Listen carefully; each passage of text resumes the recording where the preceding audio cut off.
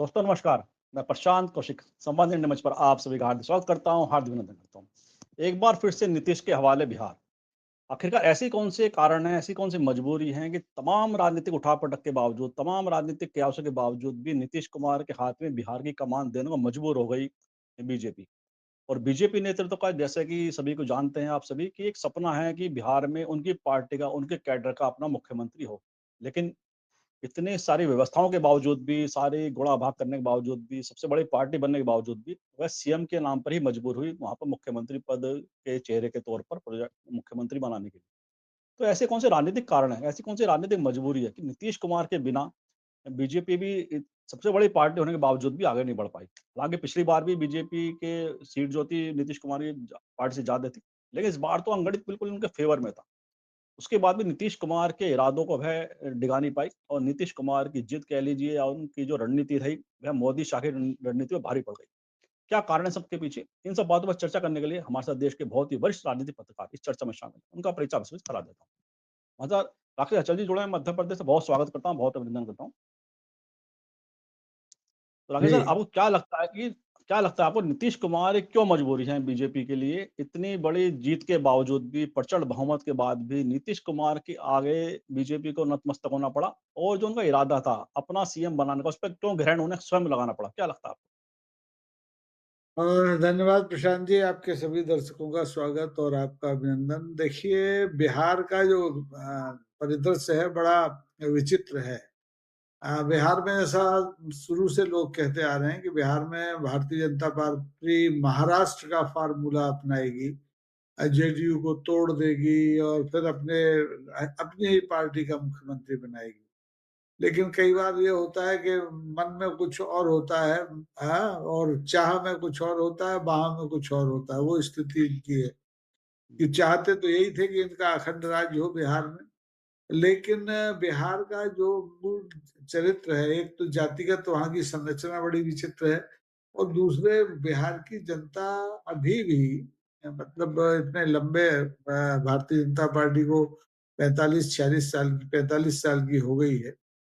अभी भी भारतीय जनता पार्टी का जो चाल, चलन और चरित्र और चेहरा है वो ज़्यादा रास नहीं आता।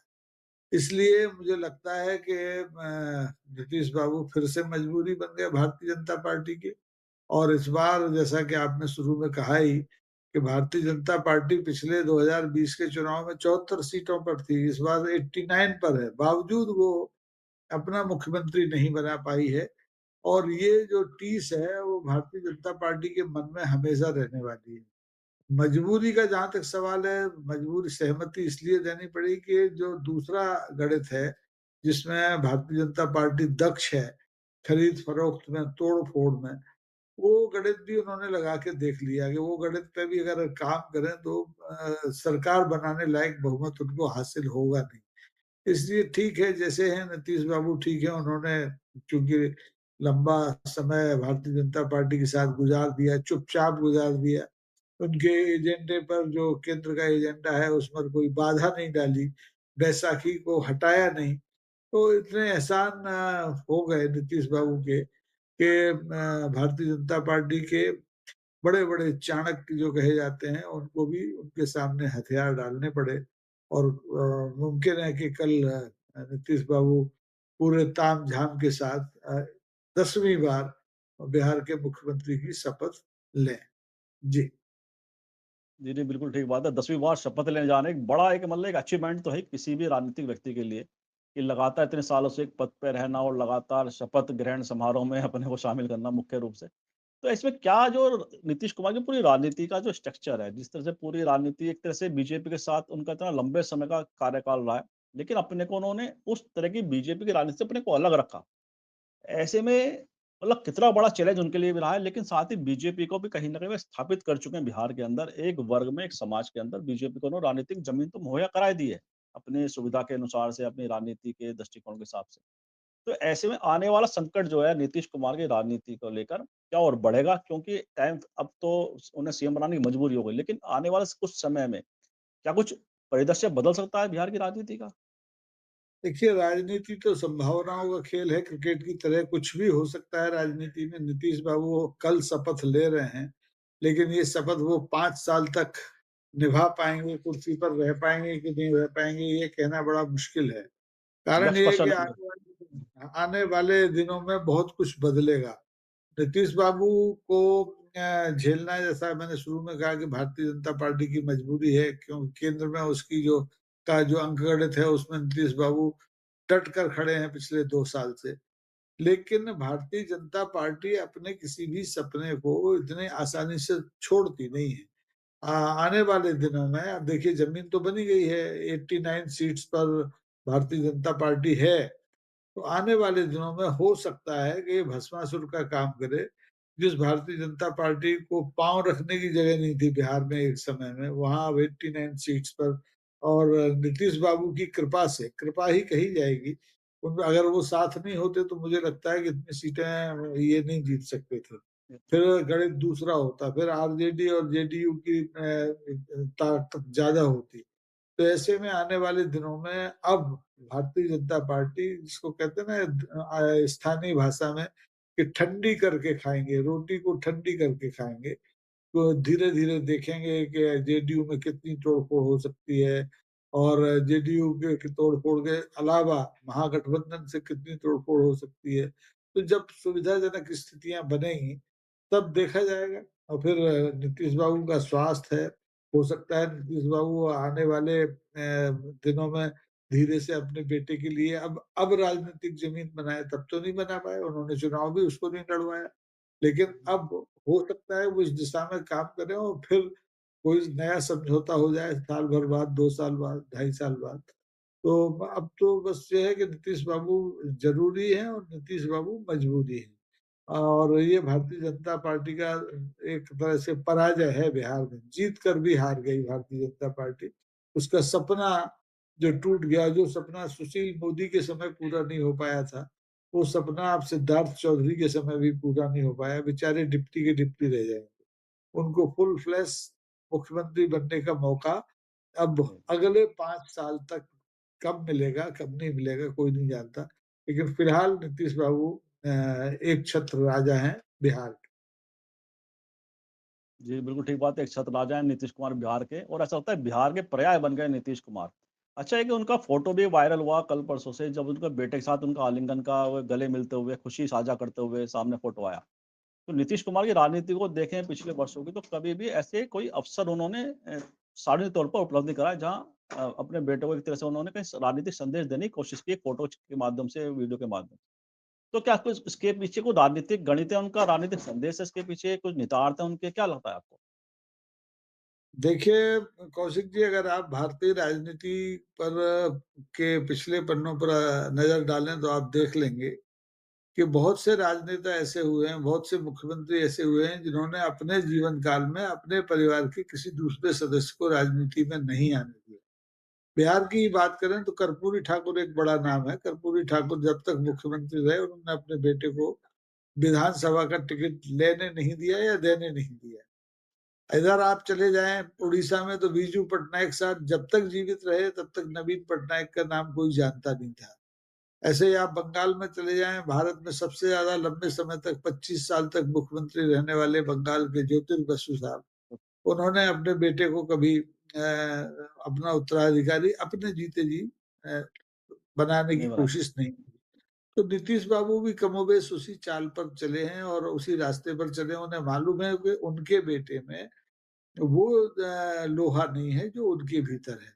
एक तो देखिए वो कुर्मी जाति के हैं, बिहार में कुर्मियों की संख्या 1.5% 2% है, तो जातिगत आधार उनके पास है नहीं और जोड़-तोड़ की राजनीति में जितने माहिर नीतीश बाबू हैं, उतना उनका बेटा मुझे तो लगता नहीं कि अभी उसमें एक 10% भी नीतीश बाबू होंगे। तो अब हो सकता है कि वो इस आखिरी सत्र में ये नीतीश बाबू की राजनीति का संभवतः आखिरी सत्र है। इस समय वो अपने बेटे को ग्रूम करें, उसको तैयार करें अपने उत्तराधिकारी के रूप में। और ये समय इसलिए उनके लिए महत्वपूर्ण है कि अब आरजेडी भी कमज़ोर हुई है। आरजेडी संख्या बल में भी कमज़ोर हुई है और नैतिक रूप से भी। आरजेडी के जो परिवार है लालू जी का उसमें जो टूट-फूट हो रही है, उसका लाभ भी नीतीश बाबू उठाना चाहेंगे कि ऐसी स्थिति में वो अपने बेटे को प्रमोट करें। और जहाँ तक मेरा ख़्याल है 20 साल में मैंने उनके बेटे का कभी नाम नहीं सुना, उनकी पत्नी के बारे में लोग नहीं जानते।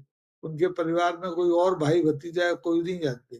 तो नीतीश बाबू की यही ताकत है कि उन्होंने एक जो सुशासन बाबू का टैग अपनी छाती पर लगाया था, उसको दागदार नहीं होने दिया। उन पर गंभीर भ्रष्टाचार का कोई आरोप नहीं लगा। हालाँकि चुनाव के चलते जो बीजेपी के एक पूर्व केंद्रीय मंत्री थे आर.के. सिंह उन्होंने आर.पी. सिंह उन्होंने ये आरोप लगाया था कि 70,000 करोड़ का एक बिजली घोटाला हो गया। लेकिन उस आरोप का भी कोई असर बिहार की जनता पर मुझे लगता है नहीं हुआ। घोटाला तो हुआ, अब उसकी जाँच नीतीश बाबू खुद कराएँगे या नहीं कराएँगे ये देखना होगा क्योंकि विपक्ष में कितनी ताकत है। ये विधानसभा का जब शपथ हो जाएगा उसके बाद पहले सत्र में पता चलेगा। तो अभी नीतीश बाबू फूँक-फूँक कर कदम रख रहे हैं और ये अच्छी बात जी, जी। अच्छा, एक बात और महत्वपूर्ण है कि कैबिनेट का जो विस्तार होगा उसमें जैसे स्पीकर का पद है, बड़ा मुख्य पद है स्पीकर का, या गृह मंत्रालय है, वित्त मंत्रालय, ऐसे जो पद हैं, उसको लेकर जो पावर बैलेंसिंग का जो इस समय वो भी संघर्ष दिखाई देता है, कहीं न कहीं उस पावर को मेंटेन करने के लिए भी बीजेपी और जेडीयू में भी कहीं न कहीं रस्साकशी है। क्या लगता है आपको, क्या नीतीश कुमार इसमें भी बाजी मारेंगे? देखिए कौशिक जी मुझे लगता है कि असली लड़ाई तो थी मुख्यमंत्री पद की, वो लड़ाई में वो नीतीश बाबू जीत गए। जी, और जिस ढंग से नीतीश बाबू ने पिछले वर्षों में काम किया है बिहार में, उसमें विभाग किसी के पास भी रहे, वो सबके ऊपर रहे हैं। तो भले ही अभी 2-2 मुख्यमंत्री थे उप मुख्यमंत्री थे, भारतीय जनता पार्टी के थे, लेकिन उन्होंने कोई बहुत ज़्यादा दखल प्रदेश की राजनीति या प्रशासन में दे पाया हो, ऐसा मुझे दिखाई नहीं देता। तो ठीक है कि विधानसभा अध्यक्ष को लेकर के कुछ तकरार है, लेकिन मुझे लगता है कि वो भारतीय जनता पार्टी को ये विधानसभा अध्यक्ष का पद दे देंगे, क्योंकि मुख्यमंत्री उनका हो गया। और विधानसभा अध्यक्ष की कोई हैसियत नहीं बनती है कि वो नीतीश के रास्ते में कोई बाधा खड़ी कर लें, क्योंकि उसे मालूम है कि नीतीश के रास्ते में कोई भी बाधा अगर विधानसभा अध्यक्ष की हैसियत से भारतीय जनता पार्टी का कोई नेता पैदा करेगा, तो उसकी आहट दिल्ली सुनाई देगी, दिल्ली सरकार उससे डगमगाएगी। इसलिए अब मुझे नहीं लगता कि विभागों के बँटवारे को लेकर के बहुत ज़्यादा कोई रस्साकसी होगी। रस्साकसी अब तो बीजेपी में बढ़ेगी क्योंकि भाई अच्छा मलाईदार विभाग बीजेपी के किस नेता को मिले। आरजेडी में तो मुख्यमंत्री बन गए और मुख्यमंत्री सर्वोपरि होता है, वो सारी फाइलों को अपने पास रखता है और जो ब्यूरोक्रेसी होती है वो मुख्यमंत्री की मानती है, किसी डिप्टी की नहीं मानती है। तो अब जो चीचा लेदर होनी है वो भाजपा की होनी है, जेडीयू की नहीं होना है। जेडीयू में टूट-फूट का जो डर था, वो फिलहाल दूर हो गया है। और उससे उबर चुके हैं नीतीश बाबू ये पद हासिल करके। जी, जी। अच्छा, बुरा अगर बिहार की राजनीति को समझे तो दिल्ली की राजनीति का कितना प्रभाव बिहार की राजनीति पे पड़ा है? क्योंकि दिल्ली में भी नायडू और नीतीश की बैसाखी पर वहाँ की सरकार कायम है। तो ऐसे में ऐसा कोई रिस्क उठाने से परहेज किया बीजेपी ने कि नीतीश कुमार इसलिए मजबूरी उन बन गए कि ऐसे कहा जाता है कि संसदीय दल के अंदर बीजेपी ने सेंध लगा रखी है जेडीयू के। उनके विधायक कितने हैं उसमें भी बीजेपी की सेंध है, ऐसा लोग चर्चा करते हैं। लेकिन क्या कहीं न कहीं ये चीज़ भी सामने रहे कि अभी ऐसी कोई स्थिति ना बने जिससे कि दिल्ली में कोई खतरा बढ़े, या दूसरे प्रदेशों में जहाँ बीजेपी का टारगेट है, अभी जैसे पश्चिम बंगाल है और यूपी का विधानसभा चुनाव भी साल डेढ़ साल के बाद होना निश्चित है, तो कुछ ऐसी समीकरण डेवलप ना हो जिससे कि एनडीए की टूट हो। ये भी कुछ कारण हो सकता है? ये आपके प्रश्न में ही उत्तर छिपा हुआ है इसका। देखिए भारतीय जनता पार्टी इस समय संक्रमण के दौर से गुज़र रही है। उसे बिहार जीतना था, नहीं जीत पाई। बिहार में वो अपना मुख्यमंत्री नहीं बना पाई। लेकिन अब वो बिहार में नई राजनीति करके आने वाले जो 5-6 राज्यों के चुनाव हैं नए साल में 2026 में, उनमें इस गठबंधन को कमज़ोर नहीं करना चाहेगी, बल्कि वो इस गठबंधन की बिहार में जो एकता है और जो उपलब्धि है उसको भुनाने की कोशिश बंगाल में भी करेगी। वो बंगाल में भी नीतीश बाबू के चेहरे का इस्तेमाल करना चाहेगी। हालाँकि वहाँ भी उसकी लड़ाई ये है कि वो अकेले लड़े। वहाँ वो चाहती है कि वो खुद सरकार बनाए, कोई दूसरा पार्टनर ना हो। पार्टनर है भी नहीं वहाँ इनके पास कोई। तो इस समय भारतीय जनता पार्टी के सामने ये व्यवस्था हर कदम पर आड़े आ रही है कि वो नीतीश बाबू से या तमिलनाडु इसमें आंध्र प्रदेश में चंद्रबाबू नायडू से कोई छेड़छाड़ ना करे। उन्हें अपने ढंग से काम करने दें अपने राज्य में और काम करने ही ना दे, बल्कि काम करने के लिए ज़रूरी संसाधन मुहैया कराए, बजट दे, सहयोग करे।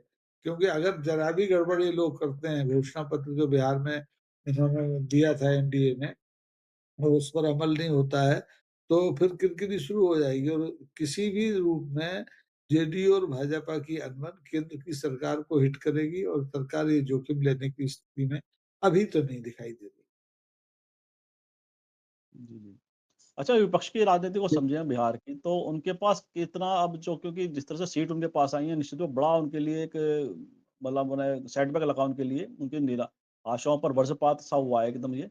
लेकिन अब बिहार में विपक्ष की राजनीति को कैसे गोलबंद होना चाहिए, और उन्हें क्या दोबारा से बिना किसी देरी के अपने को एक साथ गोलबंद करना चाहिए, लामबंद करना चाहिए? क्योंकि तमाम सवाल उठ रहे हैं विपक्ष की राजनीति पर भी। तो ऐसे में उनके पास अवसर को गँवाए बिना, समय को गँवाए बिना एकदम से एकजुट होना चाहिए? देखिए, विपक्ष की जो हालत हुई है उससे उभरने में अभी थोड़ा समय विपक्ष को लगेगा। और अगर बिहार में विपक्ष मजबूत हो भी जाए, तो संख्या बल तो उसका बहुत कम हो गया है, सेहत तो उसकी खराब है। तो एकजुटता का अभी कोई बहुत ज़्यादा फ़ायदा दिखने वाला नहीं है। इंडिया गठबंधन में सबसे बड़ा दल आरजेडी था और आरजेडी की फैलियत हुई है। कांग्रेस सत्ता की चाहत उसकी बिहार में पहले से नहीं थी। वो कुल 61 सीटों पे लड़ी थी और 6 पे सिमट गई, तो वहाँ उसकी ताकत नहीं है। अब वो अपनी ताकत को खर्च करेगी बंगाल में। बिहार में अब ज़्यादा ध्यान देने की उसे ज़रूरत नहीं है, बिहार को आरजेडी सँभाले और जो गठबंधन के थोड़े से मुट्ठीभर सदस्य हैं कांग्रेस के, वामपंथी और अ, हमारे एमआईएम के, ये लोग निपटे हैं। कांग्रेस आपको याद है कि नए सिरे से इस वोट चोरी अभियान के खिलाफ 5 दिसंबर से दिल्ली के रामलीला मैदान में एक महारैली कर रही है और वहां से केंद्र सरकार के खिलाफ संघरात करेगी। तो अब वो बिहार में अपनी शक्ति जाया नहीं करेगी। बिहार की सरकार को अभी हिला पाना मुश्किल भी है, उसके लिए बाधा खड़ी कर पाना भी मुश्किल है। लेकिन वोट चोरी के खिलाफ जो अभियान है, अगर उसको ताकत दी जाती है, तो वो आने वाले जो 5-6 राज्यों के चुनाव हैं, उसमें कांग्रेस के लिए अम, अ, अच्छी उपलब्धि देने वाले साबित हो सकते हैं। और कांग्रेस की जो साख बिहार के चुनाव में कम हुई है, उसकी भरपाई करने में काम आ सकती है। जी। जी, जी, जी। बिल्कुल ठीक बात है कि वोट चोरी का मुद्दा बड़ा अहम है। अच्छा, एक आम आदमी के अगर दृष्टिकोण से बात करें, पूरा वोट चोरी का जो इश्यू है, वोट चोरी का तमाम आंकड़े, तमाम बातें राहुल गांधी ने प्रेस कॉन्फ्रेंस के माध्यम से बड़े सरल तरीके से लोगों के सामने रखी। लेकिन क्या आवाज़ पहुँच रही है? जी, जी। हाँ, हाँ, कट रही है। बोलिए, बोलिए। जी, तो ऐसे में आम बोलिए, आदमी को बोलिए। मतलब कांग्रेस को और क्या करना चाहिए? जो वोट चोरी का मुद्दा है, एक आम आदमी कितना उसको समझ रहा है या नहीं समझ पा रहा है उसे? क्योंकि बिहार का इलेक्शन भी देखा हमने, जिस तरह से वोटिंग परसेंटेज बीजेपी का जो हाई हुआ है, 90 85% स्ट्राइक रेट हुआ है। तो वोट चोरी का मुद्दा क्या और ज़्यादा प्रभावशाली तरीके से एक आम आदमी तक पहुँचने के लिए विपक्ष को मेहनत करनी पड़ेगी? देखिए, ये सवाल थोड़ा कठिन सवाल है। ये राजनीतिक सवाल है कि कांग्रेस को क्या करना चाहिए, क्या नहीं करना चाहिए, ये कांग्रेस हम और आपसे ज़्यादा बेहतर समझती है। कांग्रेस में पुराने अनुभवी लोग हैं अभी भी और वो निश्चित तौर पर बिहार के चुनाव परिणामों की समीक्षा भी कर रहे हैं और उसके हिसाब से अपनी रणनीति भी बना रहे हैं। नैरेटिव तो उन्होंने बनाने की कोशिश की थी, लेकिन वो वोट चोरी के अभियान, जो वोट चोरी करने वाले लोग हैं, उनके सामने टिक नहीं पाया और वो इसलिए नहीं टिक पाया कि सत्ता उनके हाथ में थी। दिल्ली की भी सत्ता उनके हाथ में थी, बिहार की भी सत्ता उनके हाथ में थी, तो ब्यूरोक्रेसी भी उनके साथ में थी। लेकिन मैं ये मानने के लिए तैयार नहीं हूँ कि वोट चोरी का जो नैरेटिव कांग्रेस ने बनाया था, वो औंधे मुँह गिरा है। उसका असर हुआ है, लोगों तक बात पहुँची है और अभी जो एसआईआर पूरे देश में हो रही है, उसको लेकर के लोग चिंतित हैं और निश्चित तौर पर अगर कांग्रेस सड़क पर आती है इस मुद्दे को लेकर के, अभी तक तो ये सीमित था, बिहार तक था, अगर इसको वो राष्ट्रव्यापी बनाती है, तो उसका असर होगा भारतीय राजनीति पर और चुनाव प्रक्रिया पर। जी। जी, जी। बिल्कुल, बिल्कुल महत्वपूर्ण मुद्दा है, क्योंकि ये और अगर बिहार की राजनीति को देखें, उसके बाद जो परिणाम आए हैं, उससे पूरे देश की राजनीति पर कितना व्यापक प्रभाव आप देख रहे हैं? क्योंकि एक तरफ से बीजेपी के लोगों में तो उत्साह स्पष्ट रूप से दिखाई देता है कि हमने बिहार जीत लिया। तमाम अंतर्विरोध के बाद, तमाम जनता के विरोध के बाद बहुत सारे ऐसे वीडियो, फ़ोटो सामने आए चुनाव प्रचार में, जहाँ पर बीजेपी नेताओं का डिप्टी सीएम तक का विरोध उनके क्षेत्र में हुआ। लेकिन बड़े मार्जिन से जीत के लोग आ गए। तो ऐसे में पूरे देश की राजनीति पर इसका कितना असर पड़ेगा व्यापक रूप से? मुझे लगता है बिहार के चुनाव परिणामों का देश की राजनीति पर कोई बहुत बड़ा असर इसलिए नहीं पड़ेगा क्योंकि लोगों को ये भरोसा हो गया है कि ये चुनाव परिणाम वोट चोरी की वजह से इतने अच्छे आए हैं या इतने अप्रत्याशित आए हैं। तो भारत की जनता को भारतीय जनता पार्टी के ये जो चाल चरित्र है उस पर संदेह पैदा हो गया है और इस संदिग्ध अवस्था में इस चुनाव परिणामों से देश की राजनीति बदलने वाली नहीं है क्योंकि ना जेडीयू अपनी बैसाखी खींचेगी और ना केंद्र की सरकार हिलेगी, तो इसलिए कोई परिणाम नहीं होगा। लेकिन ये है कि भारतीय जनता पार्टी के जो कार्यकर्ता हैं उनका जो मनोबल टूट रहा था तमाम कारणों से, ऑपरेशन सिंदूर के बाद जो छीछा-लेदर हुई थी भारतीय जनता पार्टी की, वो थोड़ा बूस्टअप हुआ है और उसका फायदा बंगाल में भारतीय जनता पार्टी उठा सकती है। मेरे सूत्र बताते हैं कि बिहार से जो टीम फारिग हुई है भारतीय जनता पार्टी की, उसको कूच करने के लिए कहा गया है कि वो जाके बंगाल में डेरा डाले और अभी से काम शुरू कर दे। तो 3-4 महीने तक काम करें, तो कुछ परिणाम अच्छे आ सकते हैं बंगाल में भी। जी, जी। ठीक बात है कि अपने जो टीम है, जो घुमंतु वोटर्स हैं उनके तो घुमंतु नेता हैं, उनको सब वो क टास्क दे दिया होगा पश्चिम बंगाल का भी। और कार्यक्रम के अंत में आते हैं क्योंकि आपको जाना भी है दूसरी जगह। तो पूरे इस घटनाक्रम को देखें, हम देख रहे हैं कि जब से चुनाव परिणाम आए तो राहुल गांधी के प्रति एक आक्रामक प्रचार, उनका विरोध सरकार के द्वारा, खुद सत्ता पक्ष के द्वारा, प्रधानमंत्री मोदी के द्वारा और साथ ही तमाम नेताओं के द्वारा राहुल गांधी को टारगेट किया जा रहा है। जबकि राहुल गांधी तो भई बहुत कम सीटों पे कांग्रेस लड़ रही थी वहाँ पर। मेन तो आरजेडी थी, लेकिन उससे ज़्यादा आक्रामक जो दिखाई देता है, आक्रामकता राहुल गांधी के खिलाफ दिखाई देती है। इसके पीछे कौन से कारण हैं ऐसे?